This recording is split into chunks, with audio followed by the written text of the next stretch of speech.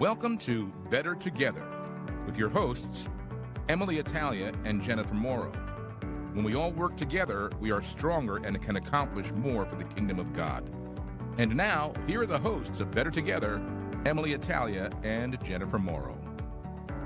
Hi, everybody, and welcome to another show of Better Together. I'm Jen Morrow. I'm EmmaLee Italia. Nice to see you, Jen. Good to see you, too. Now, listeners, you're very lucky. Unless you're watching on YouTube, then I apologize in advance, because EmmaLee and I were just talking about, we're recording this on a day where my car read 91 degrees. It was nasty. It's nasty. We were both talking about how our hair is all frizzy, and then we were trying to pat it down really quick. So if you're watching on YouTube, forgive the hair. This is where radio is a great thing. You can just hide behind. Unfortunately, we can't hide anything. So. Right. So if you're listening, just know, yes, Better Together, we also talk about our hair. That's right. We have to. So how are things with you? Oh, good. Yeah. Good. Just moving a little fast, Just the spring is really, it feels like we're kind of on a downhill slope, one of those snowballs running downhill. So much going on in May. I mean, I know same things going on in Camden that's going on in Trenton. We've got ordinations coming up and, graduations, all the things. It's one of the most exciting seasons, I think, of the church. Of course, in addition to the liturgical seasons, there's also, like you said, these movements in the church, like ordinations and graduations. And I know that every diocese across the state of New Jersey is having ordinations. I follow all of them on social, and I was seeing Newark's coming up soon with Cardinal Tobin at the Basilica. So exciting, yeah. Right? Right? I mean, just seeing all these men who have said, I'm going to serve in this capacity. Mm-hmm. And, it just gives you a great sense of hope, that this is the future of our church. And in fact, we had a wonderful talk at our parish. Father Chris Colavito is going around from parish to parish in our diocese talking up vocations and really reminding people that it's a response to vocations that's necessary, not just, there's maybe a shortage, but just maybe there's not actually a shortage so much as less of a willingness to respond. And so that was just a little food for thought, good message. Everybody out there, check in with your local diocesan magazine, newspaper, website, and see when your priest ordination or ordination to the transitional diaconate or diaconate, and support our men and go to the ordinations. They're absolutely beautiful. They are. Oh, my goodness. I went to one for the first time last year, and I didn't realize just everything that takes place, and it was just kind of eye-opening for me. It was really a special time. And I love that you said, go to your website, go to the, newspaper, go to the magazine. Mm-hmm. We have so much Catholic media available to us, particularly in this area. I feel like it's just, we have an abundance. I think that's one of the good things about being a small yet densely populated state. Yes, absolutely. And right in time for World Communications Day. Yeah. It's the Catholic Communication Campaign, the weekend of May 11th and 12th.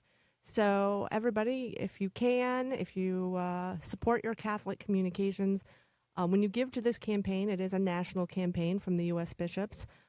Part of the funds raised go to the USCCB for their Catholic communications efforts, and half of it remains in your local diocese to support your local diocesan communications efforts. And I think that, it's easy to forget that when you think diocesan communications, you immediately think the diocesan website and the newspaper and the magazines.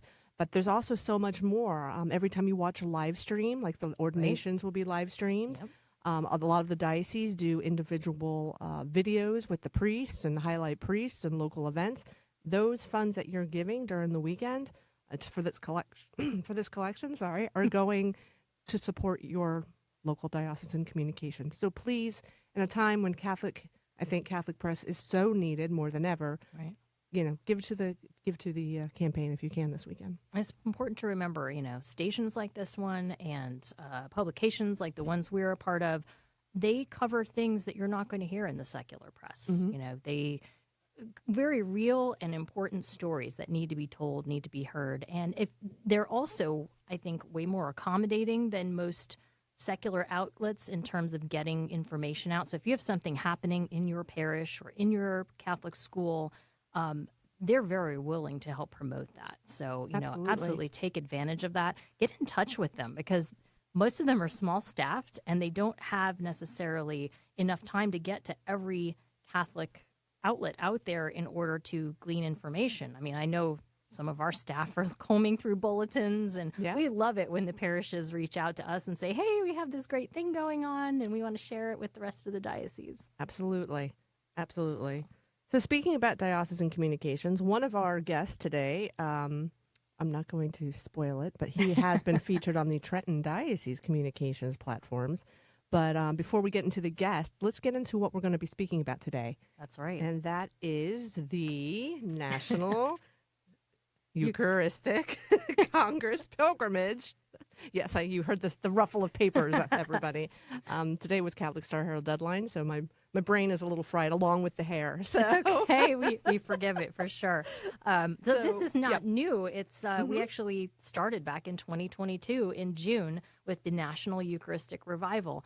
And so the second year is culminating in June, and at the same time, actually just that next month in July, there's a National Eucharistic Congress.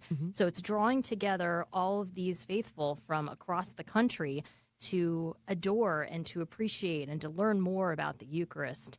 And in order to do that, they're literally drawing people physically in a pilgrimage that's taking place from four corners of the country. And that is coming right through our listening area in so many spots. It's so exciting. It's very exciting. I mean, if you're involved in your local diocesan events, you might remember that in June 2022, when the National Eucharistic Revival started, the goal was to inform people more about the Eucharist. It was a call for renewal and to encounter with Jesus in the real presence of the Eucharist.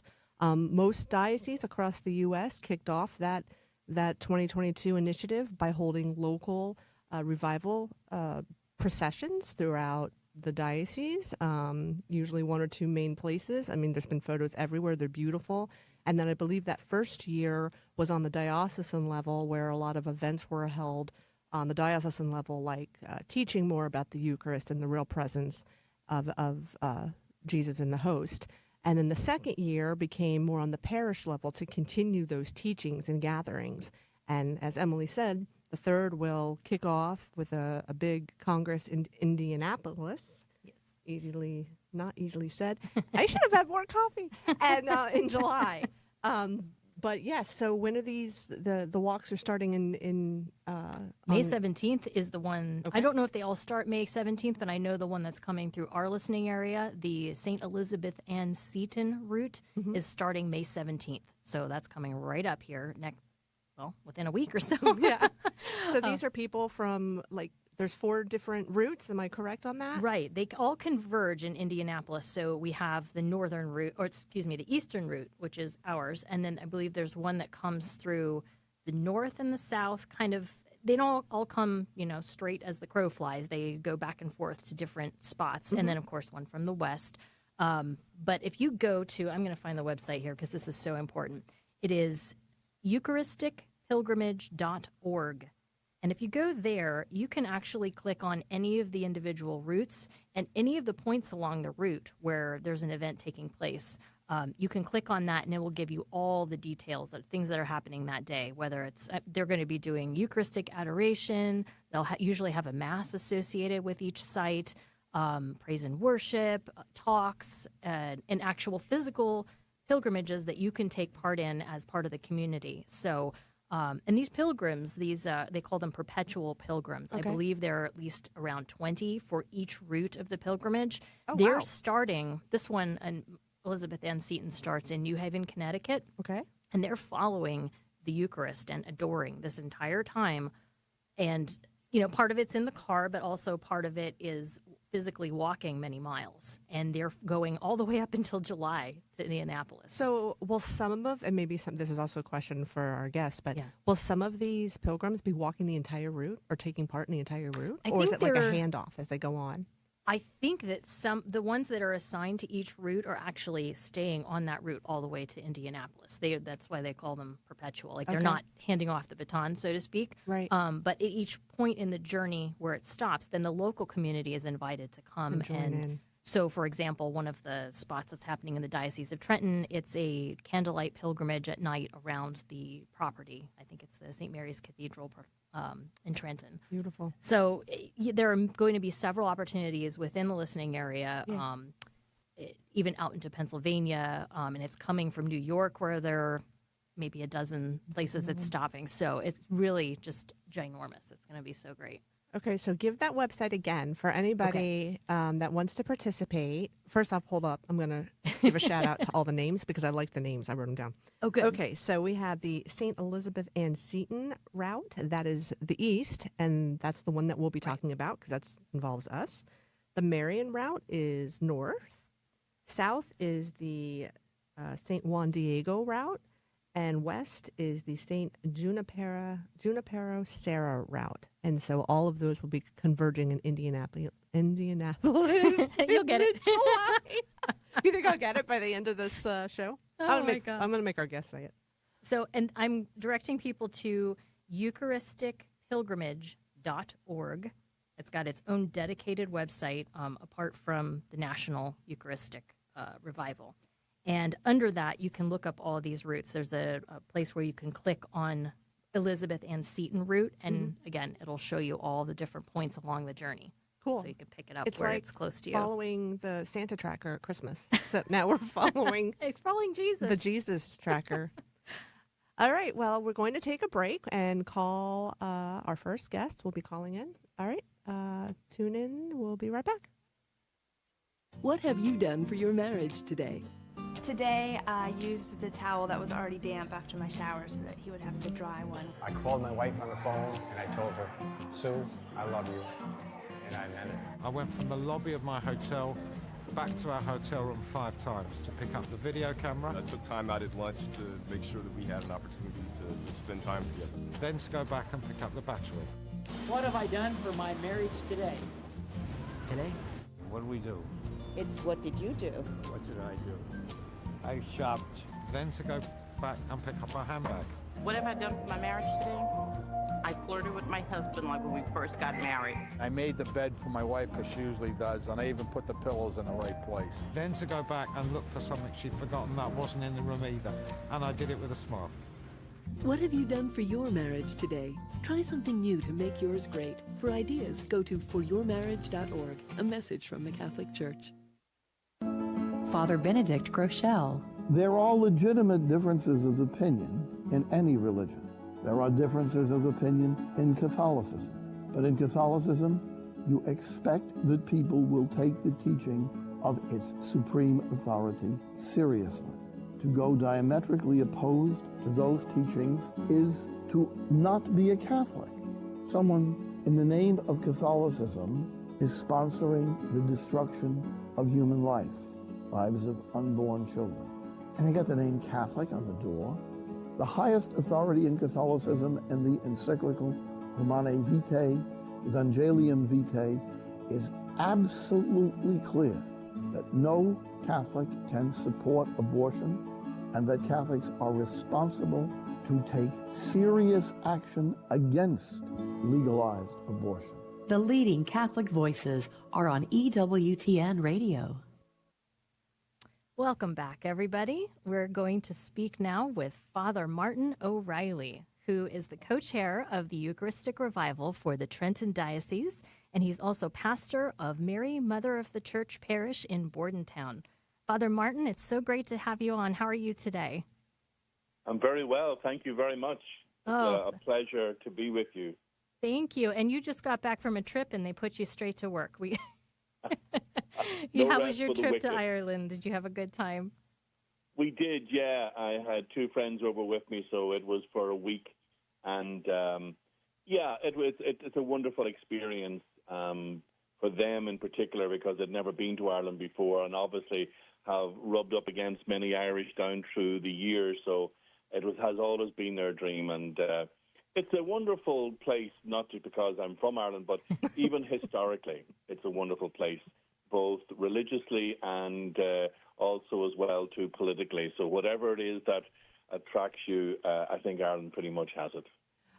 Now, Father, this is Jen. It's good to talk to you again. Thank you, Jen. I'm wondering, did anybody on the trip know that they were with a celebrity, since you are one of the stars of the Diocese of Trenton's Carpool Karaoke that aired many years ago? Yeah. Well, you see, here's the thing, Jen. This is, typical Irish. We keep people's feet very much on the ground.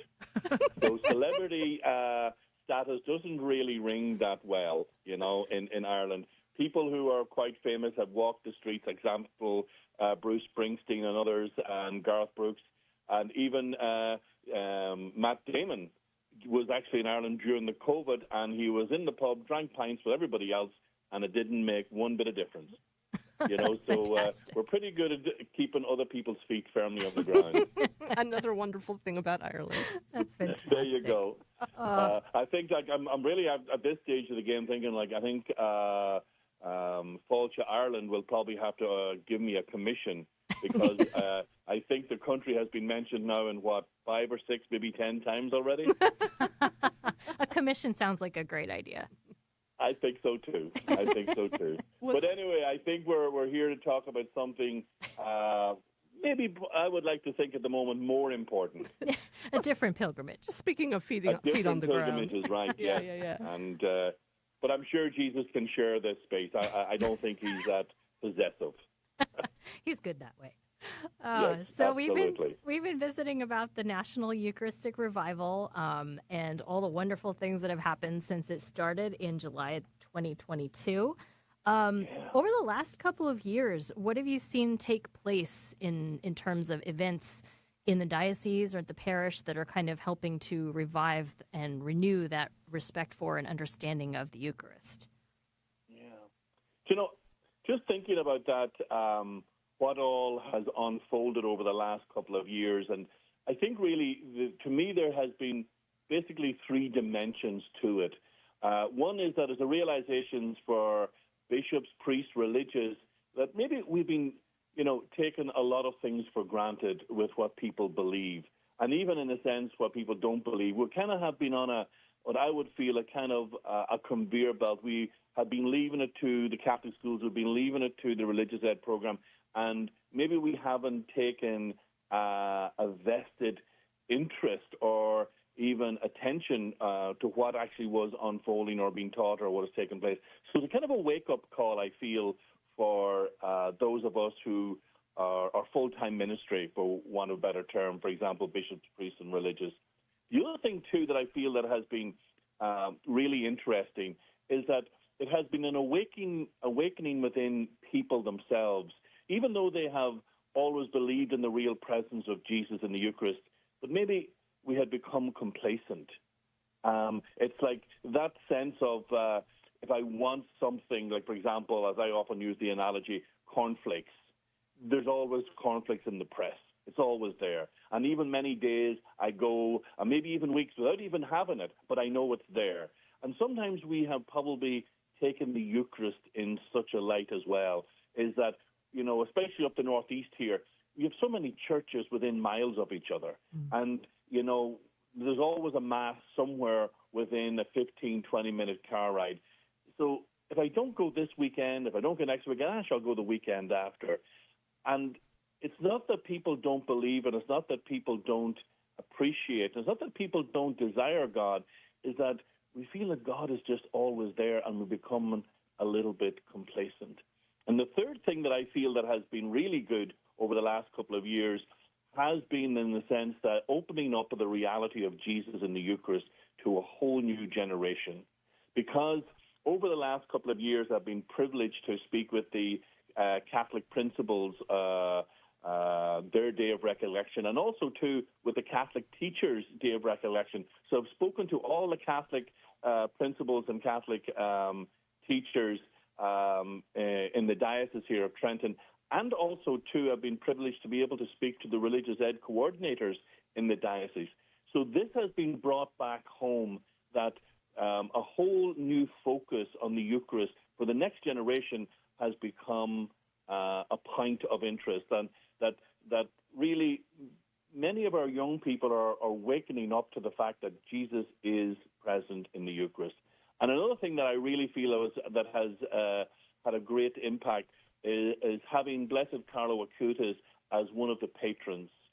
And the reason for that is that he's a modern-day saint. He's of this generation, and he has this generation's interests, for example, in the whole area of social media.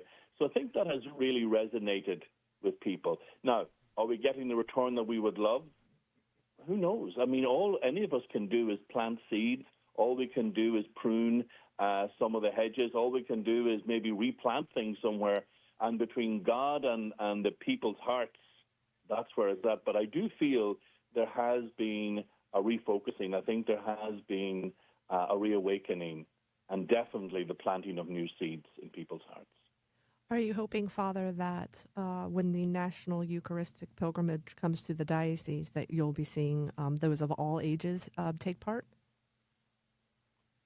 I do, and I think it will happen. I think that this will, in many ways, build its own momentum. Now, we do have 3 particular events that's taken place on May 28th. It's a Tuesday evening at St. Mary of the Assumption Cathedral in Trenton, that there's a special evening organized, and it's going to be Spanish focused. So there is a whole discussion, there's a whole interaction, there's a whole evening of evangelization, and it really begins at 5 o'clock. And then the Eucharistic pilgrims with the Blessed Sacrament will be arriving roughly around 7 o'clock that evening. And then there will be Mass, and our bishop will be celebrant at the Mass. And then there'll be a procession around.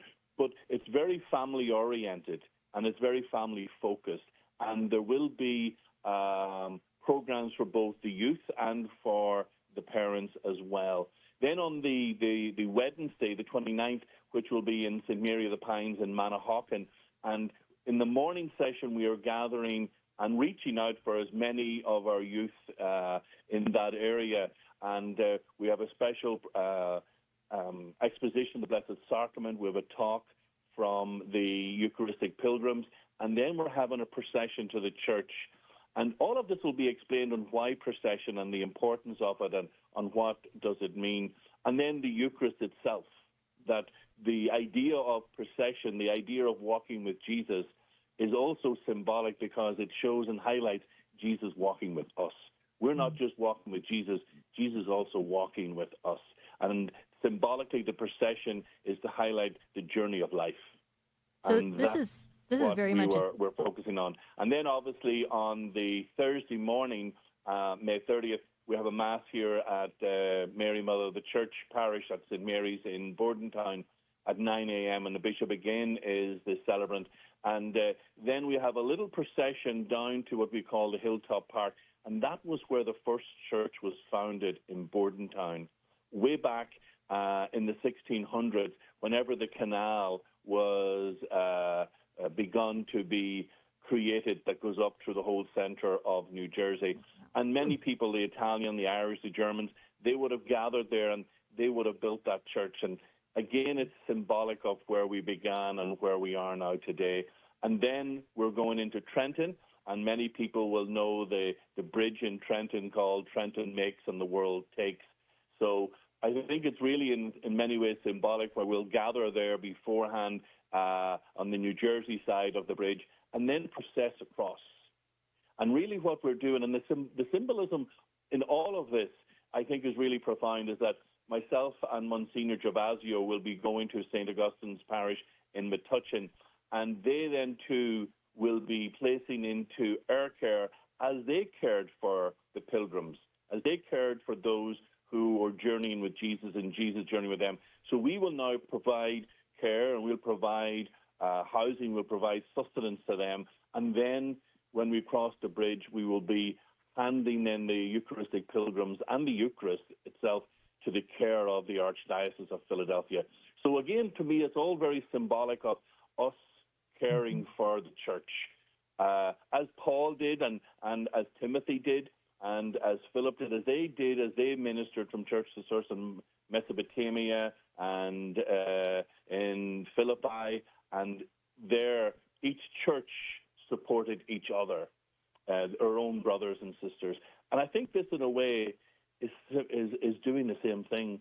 So the Thursday morning, to me, I think is really very powerful as we process across the bridge. And really, Trenton makes and the world takes. Now, we're talking a lot about the pilgrimage. How much, for people who do want to take part, how much walking is involved? How much do you know roughly, like how many miles we're looking at? I do. It's not long. It's not long. Like, I mean, in Trenton on the Tuesday evening, obviously, once they will process at the end of Mass, process out of the cathedral, and they'll just walk around the grounds of the cathedral. So really, you're looking at most a quarter mile. I know for at Manahawkin, it's really from the parish centre to the church proper. It's a lovely and wonderful big parking lot, but the walk isn't long. Mm-hmm. So anyone who does have maybe mobility issues, there isn't an issue or a problem that way. And if those who are in wheelchairs, it's all wheelchair accessible. Everything has been thought out and considered for that very reason. Even here in St. Mary's in Bordentown, there's wheelchair access. Our procession down to the hilltop, it's all on one street. It's just straight down. There's no steps or anything like that. And again, as I said, the most would be a quarter mile. Hopefully I have this right. I think I saw on the national website, and I had given people the EucharisticPilgrimage.org and the St. Elizabeth Ann Seton route. At each of those points, the different events, you could sign up to participate in some of them. And some of those portions did include several miles of walking. So I think there is an opportunity for the local who want to get involved in more physical walking, say, from one town to the next. But there are also portions that are going to be, the Eucharist and the pilgrims will be transported by vehicle. Is that correct? That is correct, yes. We had thought about it, but the logistics of actually walking such a length of time and space didn't really pan out for us. Then also, too, time was a factor. We had thought about walking from Bordentown to Trenton, which you safely can because we do have the canal there, and the canal really goes the whole way right up to Trenton. But it was a time factor. I mean, it was going to take you hours to do that. Mm-hmm. And because Manahawkin is the other side and south of the diocese, actually we butt right up to Camden Diocese on that end. So, to walk wouldn't be feasible. So that's why we have these little short processions within the church and within the parking lots of some of the parishes that we're in. But we won't be doing any long walks. Not with us. Maybe Philadelphia might be, the Archdiocese might be, but we're not. I think local parishioners and everyone can walk across the lower Trenton Bridge, the Trenton Makes Bridge, with the Eucharist. Right? Absolutely. And we do have lots of parking, which would have been the old state building there, and which has now been taken down, but the parking lot is still there. We have checked it out. We have spoken to local authority there, and there isn't an issue with parking there. The only request that they ask is that whenever we're walking across the bridge, that we continue to walk, that we just don't stop, start taking selfies and photos. That we do. And we said that's what we will definitely intend to do, because it's a procession with the Blessed Sacrament. It's not about, selfies or taking photographs. But there won't be a problem in parking on the Trenton side. Now, on the Pennsylvania side, I think parking could be limited, but obviously there's no issue on the Trenton side or on New Jersey side of the bridge. And if people want to take part in that, is that information, where to park and directions and everything, available on the diocesan website, dioceseoftrenton.org/Eucharistic-revival? Mm-hmm. Okay. Yeah, I mean, if it isn't up, it will definitely be going up. Paddy Baylog has been working very, very hard with Josue and Josie in the Chancery, and they have been updating things as we went along. I know Patty and one of the Grand Knight of our Knights of Columbus here in Bordentown they have been into Trenton. They have sourced it. They have looked at the parking lot. But if it's not up, I'm sure it will be up. But with that being said, it's very easy to get to. It's on Google Maps, the Trenton Lower Bridge there, and you'll find the parking lot there. But if they wanted to join us here in Bordentown and then travel with us, that would be fine too. Is there transportation from St. Mary's in Bordentown, or you mean they can get in their car and then drive to? They can get in the car. We're not providing transportation per se as regards buses or anything like that, no. But I'm sure there will be people there that will be able to provide space, but the question would be how they got there in the first place. So I'm sure if they were coming, that they would have the same transport to get them there, you know. But no, we wouldn't be able to provide transport to or from. And, you know, Father, not officially anyway. You mentioned Diocese of Camden, so I'm going to give a shout out. You know, the Diocese of Camden, the locations in the Diocese of Trenton, two of the locations border the Diocese of Camden. So if anybody in the Diocese of Camden is interested in taking part, the St. Mary of the Pines Church, which is in Manahawkin, you know, that's bordering Atlantic County. So anybody on the shore side who wants to come down, please feel free to participate.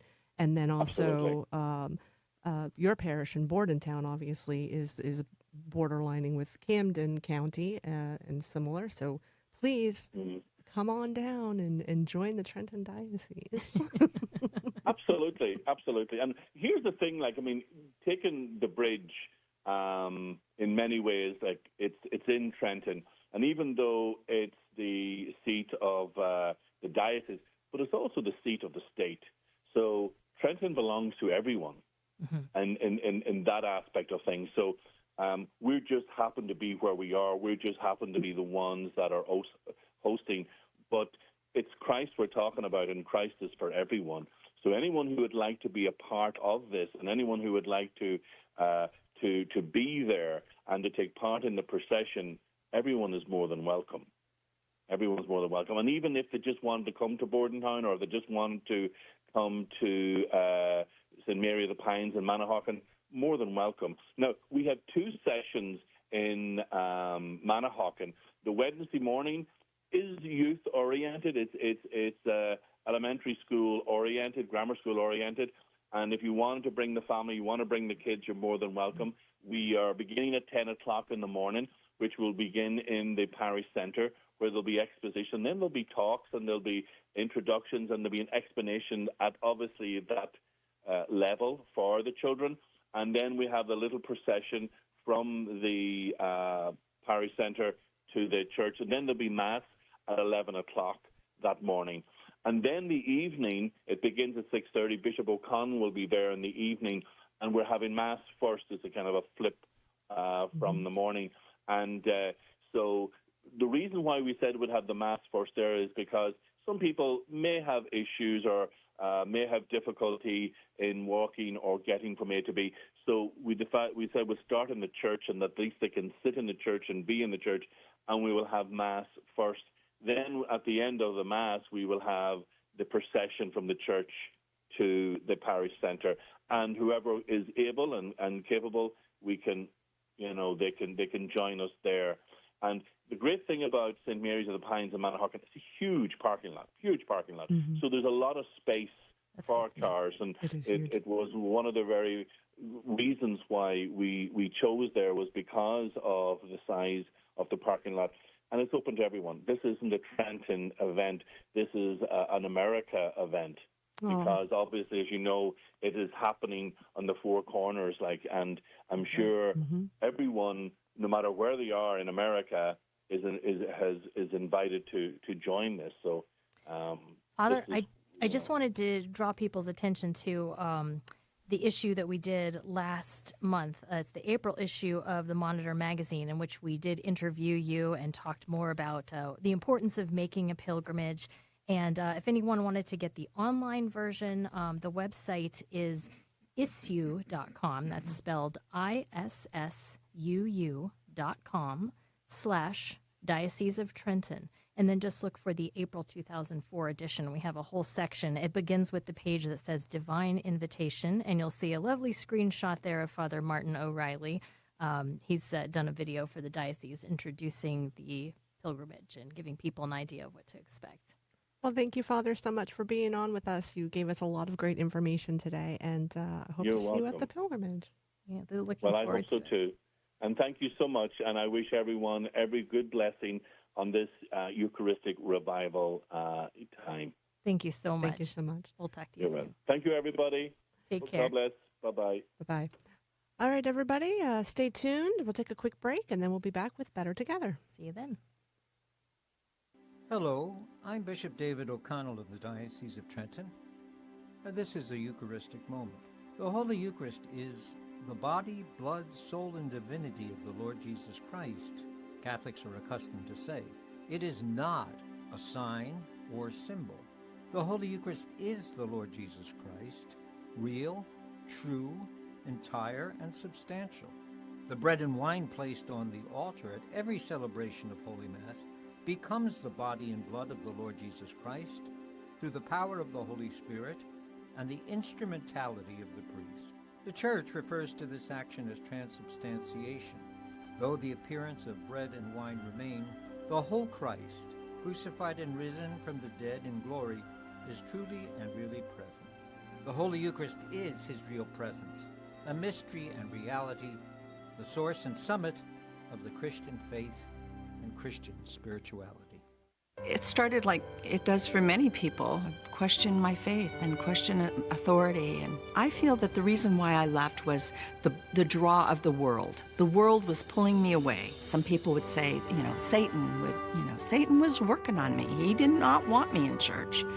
He wanted me to be desperate. He wanted me to have the thoughts of suicide. I started to realize that a lot of the things that I had experienced in my life were a result of my rebellion against God and against authority.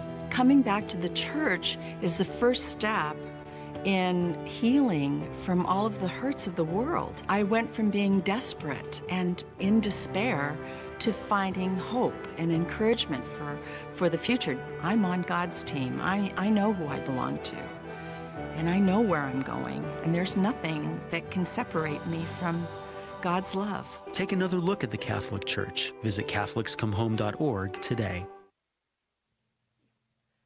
Hi, everybody. Welcome back to Better Together. I'm Jen Morrow.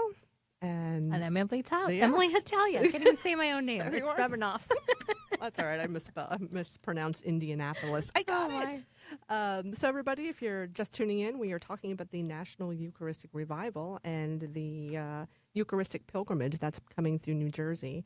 And with us right now, we have Adam Carlisle. He is the Secretary for Evangelization and Communication for the Diocese of Metuchen.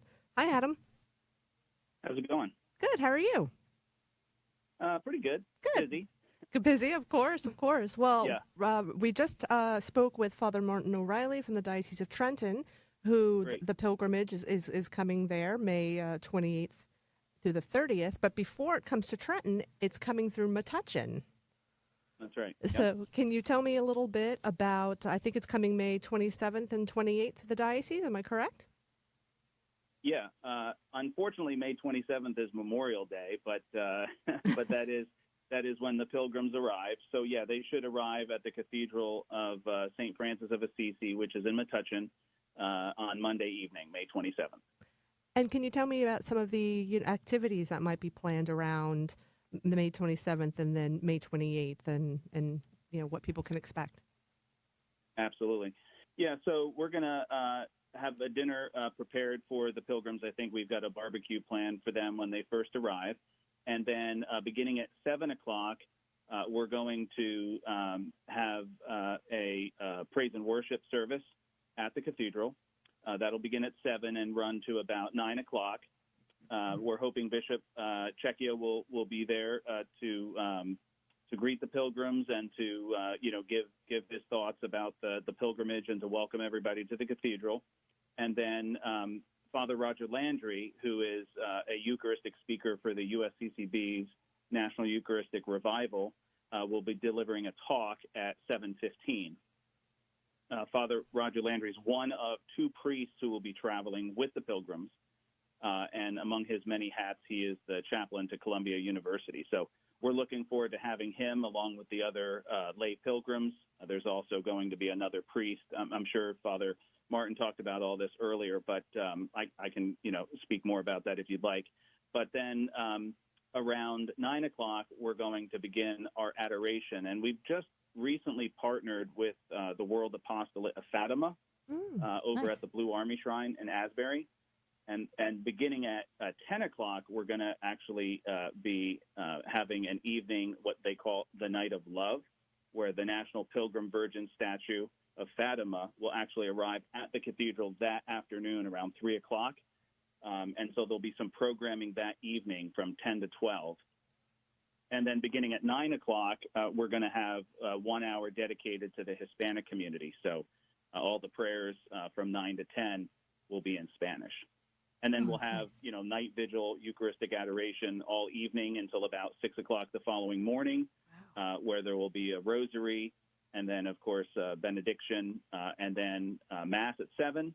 And then there'll be lunch the following morning for the pilgrims that will be departing from the cathedral as they walk about 6 miles to St. Peter the Apostle Church, which is in New Brunswick. And that just happens to be the oldest parish in our diocese. I can, elaborate on that day as well. But I was going to ask, this is EmmaLee, by the way. I was going to ask about the actual physical walking. I noticed on the national website that it was encouraging people to register, to sign up, to participate, and they said bring, good walking shoes. So if you actually wanted to participate in that 6.5 mile walk to St. Peter's from the cathedral, is that something that you can, as a local faithful, sign up to do? Absolutely, yeah. So, I've looked at what some of the other dioceses are doing, but when I first spoke with the National Eucharistic Pilgrimage, they told me that the pilgrims are walking about 10 to 15 miles per day, and I guess I took that pretty seriously because we do have them walking quite a bit. So the first leg of the procession begins around 8:30 in the morning on Tuesday, May 28th. And like I said, that is about a 6-mile walk. We've been in contact with local police departments. And so we've got all the approvals that we need. But, yeah, we'll be walking basically along Route 27 to New Brunswick. We'll have water stations set up about every mile or so. And, we're expecting somewhere in the vicinity of about 100, maybe even 125, 150 people for that. Wow. And again, I think there are a lot of liturgical things that we could do that other dioceses are doing, but I really believe that the walking pilgrimage is a big part of this, because the point of the pilgrimage is in part to be seen and to be a representative of Christ on earth. And for the people of our diocese and people who are not Catholic, but who will see, 100, 150 people walking down Route 27, I think it's a great example, to the world of what we believe as Catholics. Absolutely. It's a powerful witness. And then at each of the stops along the way, I've been impressed by looking at the schedule of events that, every stop seems to coincide with a Mass and Eucharistic adoration, but there's also teaching opportunities with various clergy and lay people talking, and then, like you said, praise and worship at St. Francis. And then I think there's even a tour at St. Augustine of Canterbury in Kental Park. They're doing a tour of relics and Chapel of the Saints at their parish. So it makes for a very interesting couple of days if you're able to participate in any part of it. Yeah, and we will be providing transportation for people who, for instance, people who park their car at the cathedral Tuesday morning and who walk, whether it's the first leg to St. Peter the Apostle or to the second leg, which is St. Augustine of Canterbury in Kendall Park, which you just referenced. We will be providing transportation back to those venues for people who are willing to walk the 6 plus miles or what have you. But yeah, you brought up a couple other options. So when we arrive at St. Peter's, we will have Mass there. Father Jay Pavich will be the main celebrant there. And then we'll have lunch, and then we're going to get back on the road and walk to St. Augustine of Canterbury.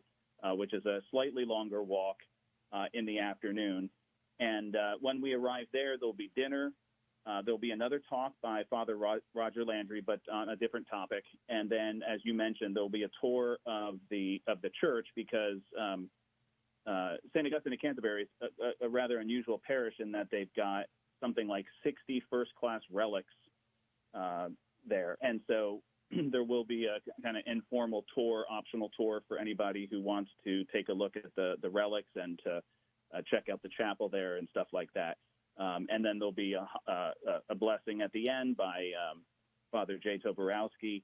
And then you mentioned Father Martin earlier. We're still kind of working with them to figure out how we're going to kind of hand off the pilgrims, as it were, to them.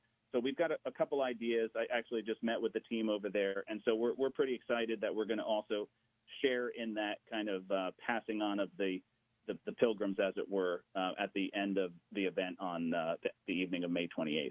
It's such a beautiful collaboration, and I love that there's not somebody like me in charge who wouldn't think about how do I get back to where my car is parked? Do I have to walk another 12 miles back? Exactly. Yeah, well, I mean, I figure it's the least we can do, because, people are going to be, out there walking. We don't know what the weather is going to be, of course, but, we're hoping it's going to be beautiful weather in late May. So now, if I'm correct, you're receiving the pilgrims from New York, correct? Yeah, from I think they're actually coming from Brooklyn that morning, if I'm not mistaken. If my memory serves, I believe they're going to be visiting the Statue of Liberty that morning, and then they're going to be arriving at the cathedral around 6 p.m. on Monday, May 27th. So one of the reasons I mentioned that is we were speaking about how Trenton is close to the Diocese of Camden, so if people want to participate, it's easier for them to come to the Diocese of Trenton. But where you are, you're located in an area where those from Archdiocese of Newark or Diocese of Patterson could perhaps take part, especially on May 27th at the cathedral. Would that be correct?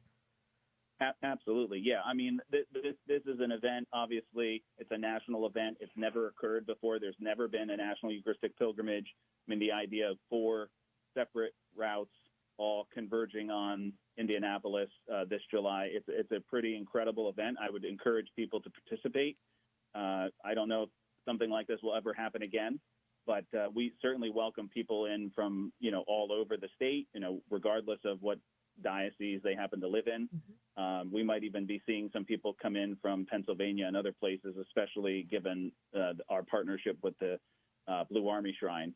I bet. Because, that's a good point. Yeah, so, they're very, so very... we'll see. But yeah, we're very excited about everything that we've got planned. So. And what would you say to encourage people to take part in this? I mean, those of all ages. I mean, even when you were talking about the relics that will be available to see. I mean, that's a great way for children to be involved. They love to see things like that. So, what would you say for those of all ages to participate?